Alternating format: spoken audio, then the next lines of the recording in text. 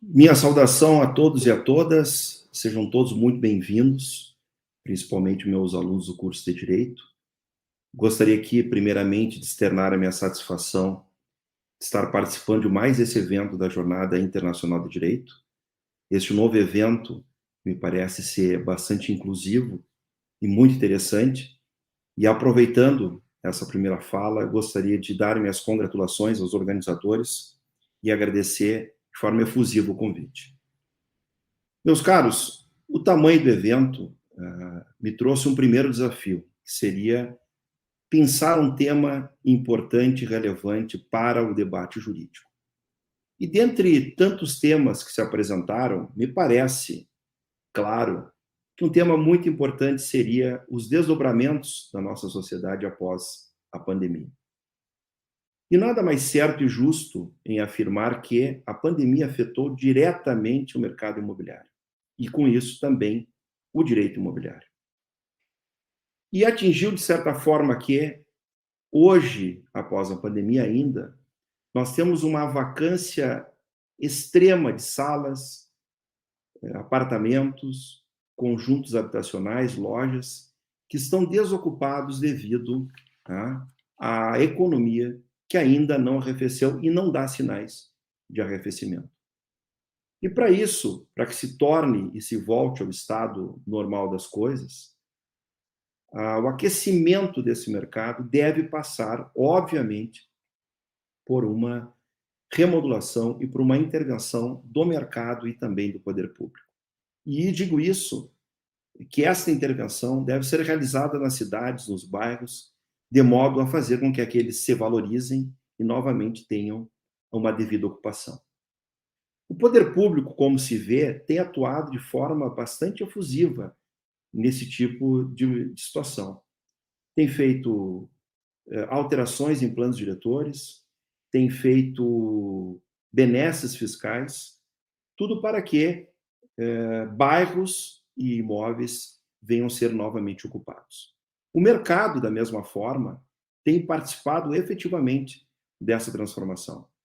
Nós estamos vendo muito o Instituto do Retrofit, com a sua conceituação, que é a remodelação, que é o refazimento das unidades imobiliárias, de acordo com que se dê a melhor destinação, inclusive no sentido de embelezamento. O mercado tem investido muito nas questões de recuperação urbanística, ou seja, quando falo mercado, falo dos investidores.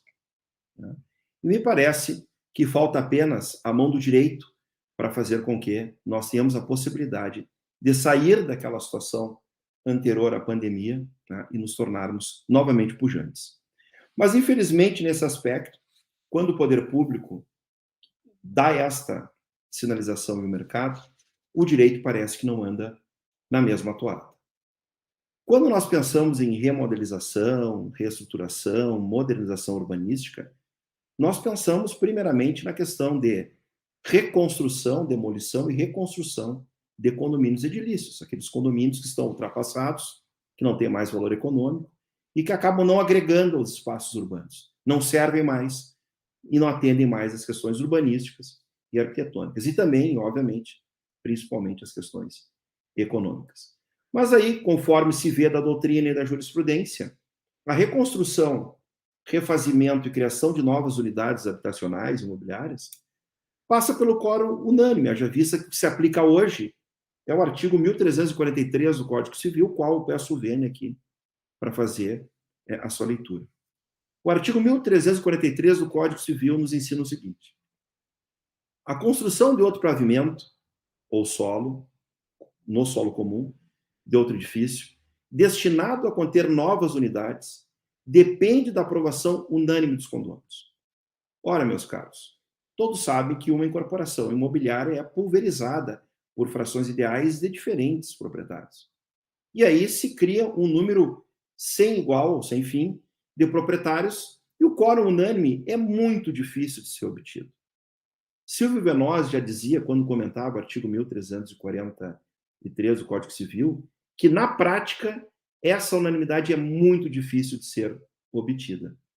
E aqui está, então, a pertinência e o tema que eu quero trazer aos senhores nesse espaço que me foi concedido, que é o debate, análise jurídica do quórum necessário para a demolição, reconstrução e alienação de unidades e de condomínios edilícios. Este tema é muito caro e muito importante, não só para o poder público, não só para a cidade, para os arquitetos, enfim, mas inclusive para incorporadoras e também para corretores e advogados que pretendem fazer projetos, lidar nessa área e que pretendem, então, dar o seu auxílio e até fazer projetos de reconstrução de novas unidades e também de novos espaços. Por isso, a pertinência do tema. E vejam que o direito, como eu havia falando, deve dar a sua contribuição para que nós tenhamos a possibilidade de afastar esse quórum da unanimidade, que é quase impossível de se conseguir, mas o afastamento dessa norma depende, obviamente, de uma construção jurídica, que aqui se pretende esposar e fundamentar. Vejam bem, quando se pensa nessas situações, também tem que se trazer à baila a lei da incorporação, que tratava, a lei 4591 de 1964, que tratava na sua primeira parte acerca dos condomínios edilícios. E lá nesta lei foi inserida em 1979, a partir do projeto de lei 877 do então deputado Léo Simões, este artigo 17, colocado hoje na lei da incorporação imobiliária e dos condomínios, para que o quórum à época fosse de 2/3 ou 80% das frações ideais para a reconstrução, né, ou realização de novas unidades imobiliárias a partir de motivos urbanísticos e arquitetônicos. E para situar melhor o tema ainda, eu peço o vênia a todos para trazer aqui a exposição de motivos dessa lei, pasmem, de 75, desse projeto de lei de 75, da lavra do então deputado, o qual justificava a realização deste quórum de 2/3 para a realização de uma nova unidade imobiliária, a reconstrução, demolição de prédios. Dizia ele, e olha como isso reflete bem o nosso problema e norteia de forma muito eficaz a nossa fala aqui hoje. Dizia a exposição de motivos da lei, do projeto de lei 877 de 1975. Há apartamentos construídos há 30 ou 40 anos, em avenidas litorâneas, em prédios de 4 pavimentos, quando o atual gabarito permite a edificação em 20 ou mais pavimentos, em um flagrante descompasso com a realidade, quando uma cota de terreno de 20 ou mais andares valeria certamente mais do que a benfeitoria feita num velho pardieiro de 4 andares. O presente projeto de lei, acrescentando dispositivo à lei que regula o assunto, supre a falta apontada, amparando a maioria dos proprietários dessas unidades, evitando muitas vezes ignorância ou má-fé de pequenas minorias de condôminos. Meus caros, esses motivos aqui são odiernos e traduzem as dores daqueles que visam a modernização das cidades e a regeneração urbanística de bairros. E vejam bem, né, nesse aspecto, tá, que parece ironia, mas essa exposição de motivos é de 1975. Ou seja, o direito imobiliário, nesse aspecto, deve repristinar. Repristinar no ponto de vista como uma figura de linguagem, não como algo, digamos assim, jurídico. Tá? Porque sabemos que a repristinação, pelo direito brasileiro, em certo ponto, é vedada. Mas repristinação para pensarmos e interpretarmos de que hoje o avanço das cidades, a reurbanização, a modernização depende sobremaneira de revisarmos esse entendimento. E, para tanto, nós temos que tentar trazer uma análise desse arcabouço jurídico para que este artigo 17 venha à tona. E eu vou novamente pedir vênia para fazer a leitura desse artigo 17, no qual nós vamos entender de forma muito prática o que ele propicia. Vejam bem, o artigo 17 é o seguinte: os condôminos que representem pelo menos 2/3 do total de unidades isoladas e frações ideais correspondentes a 80% do terreno e coisas comuns, poderão decidir sobre a demolição e reconstrução do prédio ou a sua alienação, por motivos urbanísticos ou arquitetônicos, ou ainda no caso de condenação do edifício pela autoridade pública em razão da sua insegurança ou insalubridade. Pois bem, por que se cala a voz esse artigo 17 de 1979? Porque sobreveio o Código Civil e, tratando da lei de condomínios, a maioria da doutrina entende que tudo aquilo que foi tratado no Código Civil acabou por, tacitamente, revogar as determinações da lei antiga. Mas vê bem que, se analisarmos sob o ponto de vista técnico, nós podemos e temos condições e ferramentas jurídicas de chegar a outra opinião. E, para tanto, nos cabe aqui, neste primeiro debate, usar da interpretação das questões relativas à eficácia das normas, né, que está lá no artigo, na lei, no Decreto-Lei 4567 de 1942, antiga lei de introdução ao Código Civil, e hoje considerada a lei de introdução às normas do direito brasileiro, que lá nós temos a colocação de que reza, né, este artigo que faz a interpretação que a lei posterior revoga a anterior. E vejam bem que, nesse aspecto, este artigo, tá, da lei de introdução às normas do direito brasileiro é muito claro, dizendo que existem duas espécies de revogação. Ou a revogação, tá, ela é uma revogação expressa, ou ela é uma revogação tácita, quando a lei posterior trata do mesmo assunto de forma abrangente à lei anterior. Pois bem, vamos analisar do ponto de vista da revogação expressa. O artigo 17 da Lei de Incorporações não foi expressamente revogado. O Código Civil, no seu artigo 2045, nos diz claramente que a revogação expressa, ela se dá acerca do Código Civil, a Lei 3.071 de 1916, e a primeira parte do Código Comercial, tá, a Lei 556 de 1850. Não fala em mais nenhuma revogação expressa.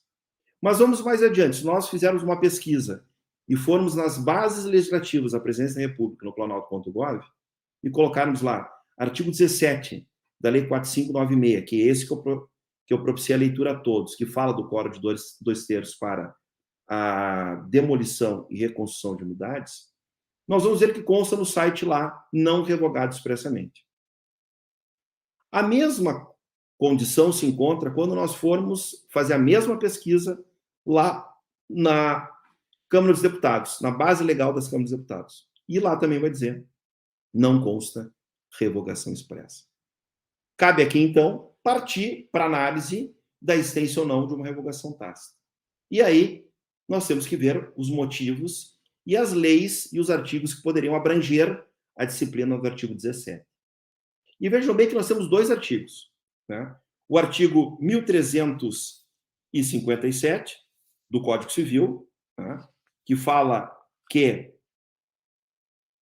ao prever que os condôminos que representem metade mais uma das ações ideais podem deliberar sobre a reconstrução ou venda do terreno e do prédio, se a edificação for total ou consideravelmente destruída ou ameaçada de ruína. Ou seja, se a construção estiver em ruína, tá, pelo motivo, né, dessa insalubridade, desse perigo, né, de destruição, nós temos o quórum da metade mais um para fazer a demolição, reconstrução, alienação dessa unidade.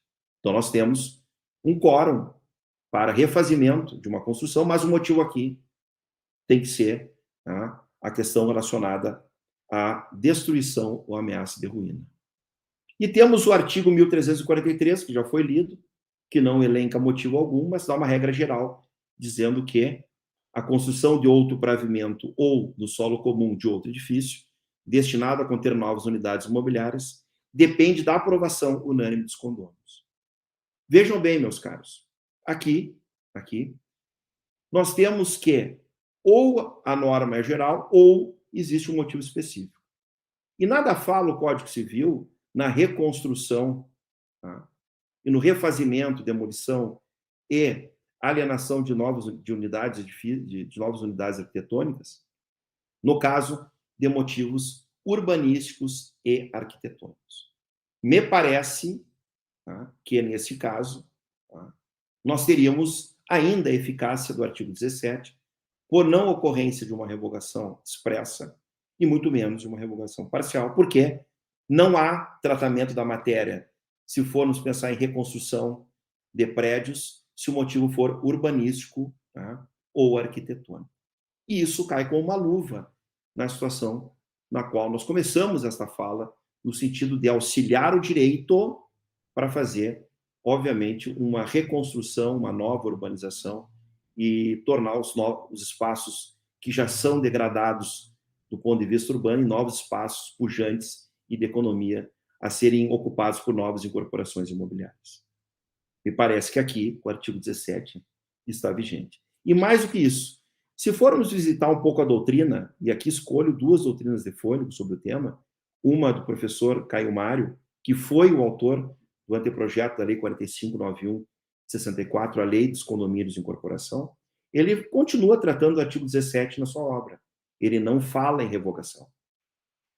E mais expressamente ainda, o professor Arnaldo Rizzardo fala na sua obra também de Incorporação e Condomínios que o artigo 17, pelos motivos arquitetônicos e urbanísticos, seriam vigentes, e fala de toda essa temática para chegar nessa situação. E aí abro aspas para trazer também aí uma fundamentação mais fática do que propriamente jurídica da sua fala na sua doutrina, que diz que, quando sustenta a aplicação do artigo 17, que a minoria, nesse caso aqui, né, que revela-se injusto, melhor dizendo, e que aceita que uma minoria de pessoas venha a efetivamente a prejudicar, tá, uma maioria, quase unanimidade, que queiram refazer esse prédio. Então, ele relata aí, peço novamente vênia, fala ele que com o passar do tempo os edifícios ficaram naturalmente desatualizados ou ultrapassados, não satisfazendo mais os padrões de conforto e segurança que surgiram com o evoluir dos tempos. E trata, dizendo que revela-se injusto aceitar que a minoria de um grupo de pessoas impõe a sua vontade, não raramente por mera dissensões pessoais e não por razões de ordem real e objetiva, evitando que todos cresçam e tenham um novo patrimônio. Vejam que a doutrina, parte dela, de excelência, retrata a eficácia do artigo 17. Se não bastasse tudo isso, meus caros, ainda, nós podemos refletir acerca de um instituto jurídico chamado abuso de direito, que vai, né, ajudar no debate de afastar, né, o quórum da unanimidade para esse tipo de situação. Veja que o Código Civil de 2002, falando sobre abuso de direito, sanou uma lacuna que o Código 16 não trazia, que é essa figura do abuso de direito. E o artigo 187 do Código Civil nos diz o seguinte: também comete ato ilícito o titular do direito que, ao exercê-lo, excede manifestamente os limites impostos pelo seu fim econômico ou social, pela boa-fé ou pelos seus bons costumes. Para que se exerça um direito, não é necessário, tá, que se exaure todas as questões relacionadas às questões éticas, se ultrapasse as questões éticas e as questões do bom senso. Abusa de direito aquele que usufrui do seu direito de forma manifestamente excedente. Aqui não precisa ser dolo ou culpa no agir do agente, basta que ele exceda o seu direito de forma manifesta. E o quórum, me parece que esse abuso de direito também, muito ligado à questão da propriedade, muito ligado à questão do Instituto da Propriedade, ele vem à nossa sociedade para dizer que todos podem e têm a faculdade de usufruir do seu direito, mas de forma a também respeitar os direitos dos outros, o que efetivamente pode consolidar o abuso de direito. E o quórum da unanimidade justamente nos relega, ou nos leva, melhor dizendo, a fazer uma interpretação de que, por si só, de forma conceitual, esse quórum poderia ser, já por si só, um abuso de direito, na medida em que, se tivermos 100 pessoas e uma pessoa contra tudo e contra todos, pode barrar o sonho de 99 pessoas. Me parece aqui que há que ter a inversão, ou seja, aquele que discorda que efetivamente exerce seu direito de maneira abusiva, porque ele tolhe o direito de tantas mais, ele tem que fundamentar o seu direito para que ele escape da situação do artigo 17, ou seja, ele tem que demonstrar que efetivamente essa reconstrução, demolição, não se dá a partir de questões urbanísticas e arquitetônicas, ficando a ampla maioria, né, ao abrigo de uma presunção na qual de bom senso, de exercício regular do direito, e de que essa construção seria para fins urbanísticos e arquitetônicos. Por isso, meus caros, fazendo uma fundamentação e uma linguagem pertinente acerca do arcabouço jurídico que existe hoje para a nossa interpretação, me parece razoável concluir que o artigo 17, e que traria um quórum de 2/3 para a reconstrução, demolição e reconstrução, estaria vigente. E por isso, odierna, baseado na sociabilidade, na possibilidade no que uma construção jurídica acerca do quórum da seguinte forma: se um condomínio edilício estiver quórum, seria a metade mais um. Interpretação, exegese, expressa 57. Agora, se os condôminos, né, construindo novamente ou acrescentando unidades, mudando destinação, a interpretação fosse questão urbanística e questão arquitetônica para a sua reconstrução. O que faria com que nós tenhamos um auxílio, né, na interpretação e na reconstrução de bairros, edifícios, e tornando a questão econômica também importante dessa seara. Então, atentem aos vidadores do direito, atentem aos corretores, atentem às incorporadoras, porque me parece que está na hora de nós incutirmos no judiciário uma interpretação um pouco diferente, principalmente na doutrina, de que, caso nós tenhamos a fundamentação para uma reurbanização, uma modernização, nós venhamos nos valer do quórum de 2/3 para que nós possamos possibilitar, nessas situações de reurbanização, por questões urbanas e urbanísticas e contemporâneas, melhor dizendo, o quórum de 2/3 para demolição e reconstrução de condomínios edilícios. Em outras palavras, temos que repristinar na interpretação, fazendo com que o quórum do passado, lá de 79, de 2/3, nos abra caminho para o futuro, afastando o quórum do presente, da unanimidade, que nos coloca cada vez mais longe de um futuro pujante.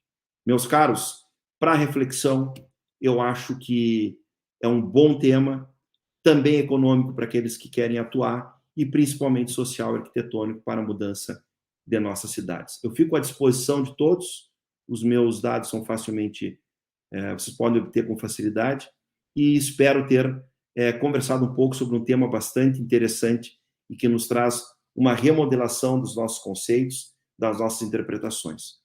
Que todos tenham uma boa jornada e qualquer coisa sigamos à disposição. Grande abraço a todos, principalmente aos meus alunos do curso de Direito, e fiquem todos com Deus e até a próxima. Um grande abraço.